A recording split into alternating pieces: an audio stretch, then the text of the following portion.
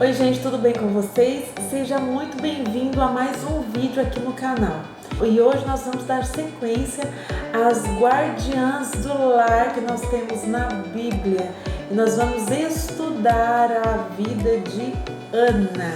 Então eu quero falar para você, se você puder pegar a sua Bíblia e deixar ela separadinha para a gente poder ler juntas, tá bom? Diz assim, primeiro livro de Samuel, a partir do versículo 1. Segue aí comigo. Tá um pouquinho torto aqui, mas vai dar tudo certo. Se preocupa não. Ai, gente, vamos lá.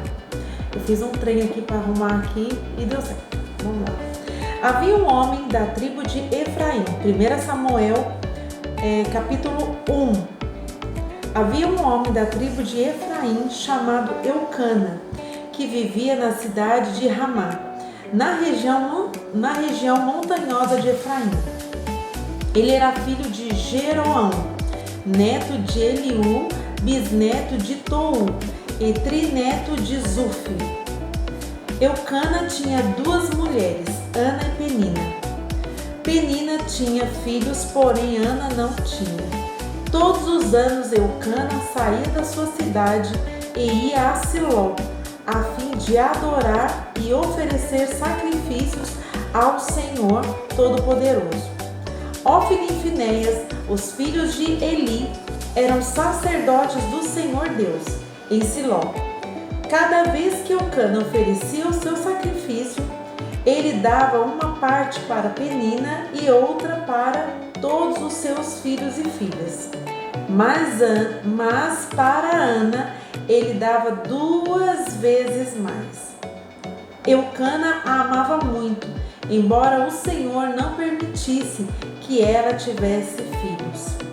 Penina, sua rival, provocava e humilhava Ana, porque o Senhor não permitia que ela tivesse filhos. Isso acontecia ano após ano. Sempre que iam ao santuário do Senhor, Penina irritava tanto Ana que ela ficava só chorando e não comia nada. Um dia, o seu marido Eucana lhe perguntou: Ana, por que você está chorando? Por que não come? Por que está tão triste? Por acaso eu não sou melhor para você do que 10 filhos? Certa vez, eles estavam em Siló e tinham acabado de comer. Eli, o sacerdote, estava sentado na sua cadeira, na porta da tenda sagrada. Aí, Ana se levantou, aflita e chorando muito, orou a Deus, o Senhor, e fez essa promessa solene: Ó Senhor Todo-Poderoso, olha para mim, tua serva, vê a minha aflição e lembra de mim. Não esqueças a tua serva. Se tu me deres um filho, prometo que o dedicarei a ti por toda a vida, e que nunca ele cortará o cabelo. Ana continuou orando ao Senhor durante tanto tempo que Eli começou a prestar atenção nela e notou que os seus lábios se mexiam, porém não saía nenhum som. Ana estava orando em silêncio, mas Eli pensou que ela estava bêbada e disse: Até quando você vai ficar embriagada? Veja se para de beber. Senhor, respondeu ela, eu não estou bêbada. Não bebi nem vinho, nem cerveja. Estou desesperada e estava orando, contando a minha aflição ao Senhor. Não pense que sou uma mulher sem moral. Eu estava orando daquele jeito porque sou muito infeliz e sofredora. Então ele disse: Vá em paz, que o Senhor Deus de Israel lhe dê o que você pediu. Que o Senhor sempre pense bem de mim, respondeu ela e saiu. Então comeu alguma coisa e já não estava tão triste. Na manhã seguinte, Eucana e a sua família se levantaram cedo e adoraram a Deus, o Senhor. Aí voltaram para casa em Ramá. Eucana teve relações com a sua esposa, Ana, e o Senhor respondeu à oração dela. Ela ficou grávida e, no tempo certo, deu à luz um filho. Pôs nele o nome de Samuel e explicou: eu pedi esse filho a Deus, o Senhor. Gente, eu acho muito interessante a história de Ana, porque nós podemos ver muitos detalhes aqui, né, na história de Ana. E eu quero compartilhar esses detalhes com vocês. Primeiro, gente, embora Ana tivesse muitos privilégios, nós vemos aqui no versículo 5, que no versículo 4, cada vez que Eucana oferecia sacrifício, ele dava uma parte para Penina e outra para todos os seus filhos e filhas, mas para Ana ele dava 2 vezes mais. Gente, embora Ana tivesse todo esse privilégio, era difícil ver para ela naquela circunstância alguma coisa boa. E nós precisamos olhar e prestar atenção, porque nesses momentos nós podemos estar com os nossos olhos, nossas emoções corrompidas, porque de fato é uma situação que deixava a Ana muito vulnerável e fazia com que Ana perdesse assim, qualquer perspectiva. E nós precisamos entender algo. Nós não podemos permitir que as circunstâncias, as situações que estão à nossa volta nos impeçam de ver os pequenos milagres, os pequenos detalhes que o Senhor vai enriquecendo a nossa vida durante todo o processo. Então não é apenas um milagre, assim, um milagre muito grande. Às vezes são pequenos detalhes que nós vamos acumulando ao longo dos anos, que fazem com que a nossa fé seja fortalecida. Então aqui nós já vemos que Ana, ela se deixava vulnerável, a tal ponto de não conseguir ver os pequenos detalhes. Outra coisa que nós podemos ver aqui nesse texto é que muitas vezes, olha, no versículo 6, Penina, sua rival, provocava e humilhava Ana. Muitas vezes a humilhação de Penina influenciava Ana. Ana se deixava, se permitia ser influenciada, se permitia ser atormentada, né, por aquelas circunstâncias. Ela não tinha o coração blindado para que ela não recebesse essas ofensas no seu coração. Ao contrário, as emoções de Ana estavam completamente vulneráveis, estavam fragilizadas, né? A terceira coisa que nós podemos ver nesse texto, que está aqui no versículo 7, um pouquinho na parte B do versículo 7, Penina irritava tanto Ana que ela ficava só chorando e não comia nada. Isso fazia com que Ana também, essa circunstância fazia com que Ana quisesse se isolar e ficar sozinha. Nós sabemos que quando nós estamos sozinhos, nós podemos ser mais suscetíveis aos ataques, tanto emocionais da nossa vida, da nossa alma. Provocações de Penina eram tão grandes, eram tão fortes, que faziam com que Ana se sentisse paralisada, a tal ponto de nem querer comer e ficar apenas chorando. Ou seja, ela queria ficar sozinha, não queria se envolver mais com ninguém, não queria mais falar com ninguém e certamente já estava frágil, fraca, emocionalmente e fisicamente. Então nós precisamos ter essa consciência de que é muito importante a gente proteger as nossas emoções, proteger o nosso coração. Terceira coisa que nós podemos ver na situação de Ana, a partir desse momento, gente, do versículo 10, nós podemos ver uma reviravolta na história de Ana, porque Ana não se paralisou, Ana, ela se posicionou, Ana, ela foi falar com a pessoa certa, ela foi falar com a pessoa certa. A partir do versículo 10, gente, nós podemos perceber uma reviravolta da história de Ana, porque Ana não fica mais acuada, Ana não fica mais daquele jeito que ela ficava quando Penina vinha atacar ela. E muitas vezes nós somos tentados a recuar, a ficar como alguém que está sendo atacado, mas não faz nada. E não é isso que nós vemos a partir do versículo 10, quando Ana, ela se levanta. A palavra de Deus diz que, aí Ana se levantou aflita. Podemos ver que a partir do versículo 10, Ana toma um posicionamento completamente diferente. Ela vai falar com a pessoa certa. Ela não fica falando para os 4 cantos da terra o que está acontecendo. Ela vai falar com a pessoa certa. E diz a palavra de Deus que ela se levanta aflita e chora muito. Diz o versículo 10 que Ana se levanta aflita e chorando muito orou a Deus. Ela foi falar com a pessoa certa. Então nós precisamos fazer isso na nossa vida também. Parar de ficar falando os 4 cantos da terra e falar com a pessoa certa. Outra coisa que nós podemos ver também na história de Ana é que depois que ela se posiciona, depois que ela vai falar com a pessoa certa, uma coisa que nós podemos ver também na história de Ana é que depois que ela vai falar com a pessoa certa, ela se posiciona.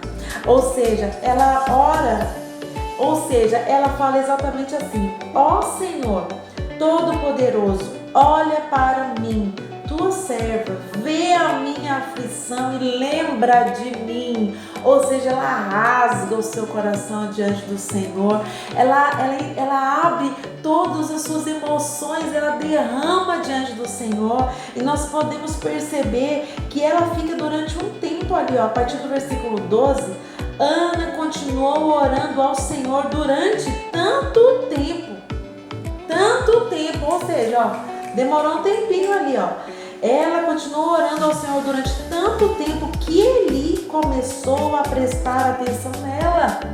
Outra coisa que nós podemos perceber aqui é que quando estamos exatamente nesse momento, nós podemos ver e perceber julgamentos de pessoas à nossa volta. E isso pode paralisar você, da mesma forma que quase aconteceu com Ana.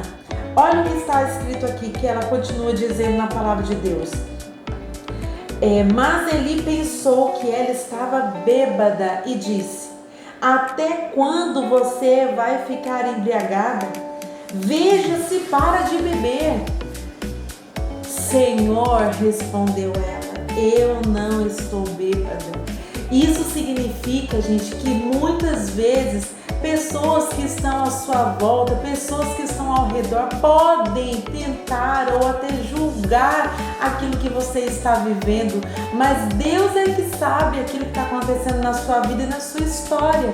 Então nós precisamos entender que às vezes a circunstância pode fazer com que pessoas pensem A, B ou C de você, mas não importa, porque de fato o que ela estava fazendo era clamando a Deus. E aqui ela justifica para Eli: Senhor, respondeu ela, eu não estou bêbada, eu não bebi nem vinho nem cerveja, estou desesperada. Ou seja, muitas vezes nós vamos perceber que as pessoas vão falar daquilo que elas não sabem e que a situação que você está passando é muito desesperadora a tal ponto de você suplicar de uma maneira que para outras pessoas parece estranha, mas Deus sabe do seu coração, Deus sabe da história, Deus sabe o que está acontecendo. E o que nós podemos ver na situação de Ana é que, embora ela tivesse recebido um julgamento ali de Eli, ela não para ali, ela justifica para ele e fala: não é isso que está acontecendo. O que está acontecendo é completamente diferente do que você está pensando. Então ela conversa com Eli, ela conversa e explica para ele, e naquele momento, olha o que acontece. Então Eli disse, mas antes eu quero voltar nesse trechinho com vocês, ó. Não pense que sou uma mulher, 16, não pense que sou uma mulher sem moral. Eu estava orando daquele jeito porque sou muito infeliz e sofredora. Gente, Ana já se vestiu de sofredora. Ana já tinha aqui se vestido de infeliz. Agora, de fato, sério, você vai colocar essa roupa? Não coloque esse fardo sobre você. Nós sabemos que a história dela era muito complicada, porém, independente da circunstância, não vista uma roupa dessa. Não é essa roupa que Deus tem para nós. Então nós precisamos entender que nós precisamos olhar para nós como Deus olha. E Deus não olha para nós como infeliz nem sofredora. Esse estilo de roupa não está disponível para as filhas de Deus. O Senhor nos quer feliz e o Senhor nos quer bem e não sofredora e não infeliz. Não é essa roupa, não é esse estilo de roupa que Deus tem para nós. Mas vamos continuar aqui, ó. Versículo 17. Então ele disse: vá em paz, que o Deus de Israel lhe dê o que você pediu. Que o Senhor sempre pense bem de mim. Respondeu ela e saiu. Então comeu alguma coisa e já não estava tão triste. Olha aqui que nós podemos perceber. Ela recebe uma palavra. E ela crê naquela palavra. Mas ela, nesse momento, ela recebe uma palavra. Ou seja, ela recupera a sua fé. E ela recupera as suas forças e a sua energia física. Ela alimenta o seu corpo também, porque é necessário, né? Então vamos continuar aqui, ó. Na manhã seguinte, Eucana e a sua família se levantaram cedo e adoraram a Deus o Senhor. Aí voltaram para casa em Ramá. Eucana teve relações com sua esposa Ana e o Senhor respondeu a oração dela. Ela ficou grávida e no tempo certo deu à luz um filho. Pôs nele o nome de Samuel e explicou: eu pedi esse filho a Deus, o Senhor. O milagre de Ana chegou. Nesse momento, a partir do momento que ela toma posse da palavra que ela recebeu, que ela alimenta a sua fé torna a ter vigor outra vez. Ela alimenta o seu físico. Diz a palavra que a partir desse momento, passado algum tempo, Ana recebe o seu milagre, que é o seu filho. E aqui nós podemos perceber que existe um processo e nós precisamos nos atentar para cada detalhe. Cada momento desse foi importante para que Ana pudesse chegar nesse momento e receber o milagre que ela tanto esperava. Se faz necessário que nós possamos ver os detalhes de cada milagre em toda a nossa história de vida.